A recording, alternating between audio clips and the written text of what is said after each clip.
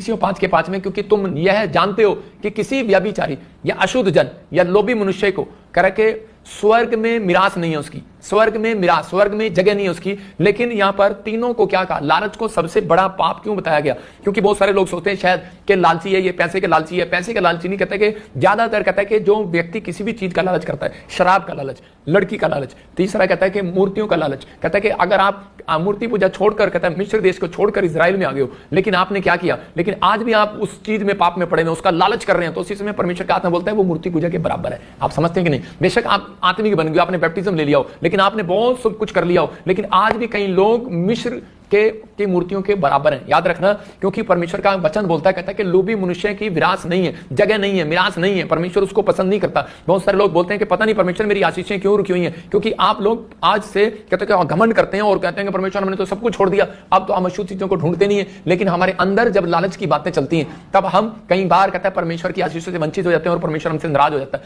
मैं